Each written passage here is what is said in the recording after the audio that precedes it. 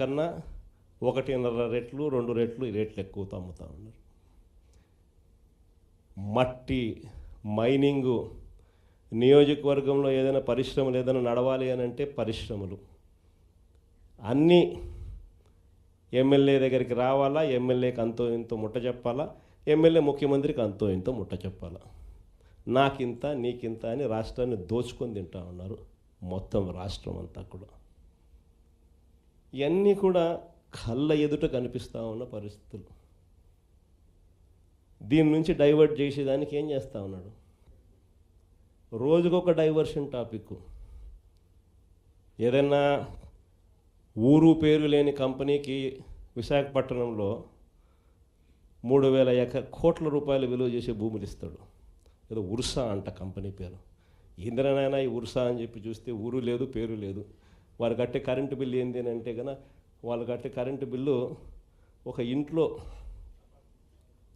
ఒక అపార్ట్మెంట్లో residential apartment కట్టే కరెంటు బిల్లు ఆ కంపెనీ కడతా ఉంది. పోనీ అమెరికాలో వాళ్ళ ఆఫీస్ ఏందని చెప్పి అక్కడికి పోయినారు మనోళ్ళు ఎంక్వైరీ చేయడానికి. ఆడ చూస్తే ఆడ ఒక చిన్న ఇల్లు. ఊరు పేరు లేని ఈ కంపెనీకి 3,000 కోట్లు విలువ చేసే భూమి 99 పైసలు కంట. రూపాయికి ఇడ్లీ వస్తుందో రాదో నాకు తెలియదు, కానీ చంద్రబాబు నాయుడు హయాంలో మాత్రం ఉర్సా లాంటి ఊరు పేరు లేని కంపెనీలకు 3,000 కోట్ల రూపాయలు మాత్రం డబ్బులు దోచిపెట్టి నాకింత నీకింత అని పంచుకునే కార్యక్రమం జరుగుతూ ఉంది. ఇష్టం వచ్చినట్టుగా విశాఖపట్నంలోనే మరో భూమి లూలు గ్రూప్ అంట.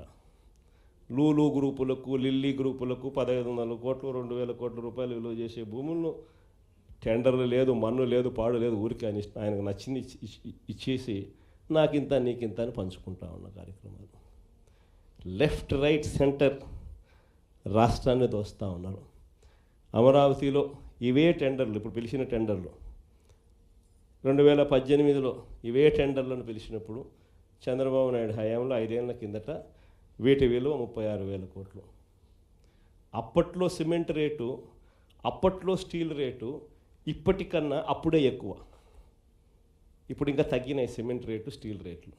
అయినా కూడా ఆ 36,000 కోట్ల విలువ ఈరోజు 78,000 కోట్లకు పెంచేసి టెండర్లు వాళ్ళకు సంబంధించిన వాళ్ళకి మాత్రమే రింగ్ ఫామ్ చేసి వాళ్ళ కాంట్రాక్టర్లకు మాత్రమే ఇచ్చుకుంటున్నారు.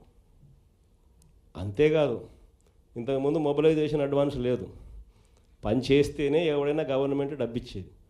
ఈయన వచ్చినాక మొబిలైజేషన్ అడ్వాన్స్ అని కొత్తగా మొదలుపెట్టాడు ఇయడం. అంటే 10% మొబిలైజేషన్ అడ్వాన్స్ ముందే ఇచ్చేస్తాడు, వాళ్ళ దగ్గర నుంచి 8% ఈయన తీసుకుంటాడు. లెఫ్ట్ రైట్ సెంటర్ రాష్ట్రాన్ని దోచేస్తూ ఉన్నారు. చేసిన అప్పులన్నీ ఎక్కడికి పోతూ ఉన్నాయి?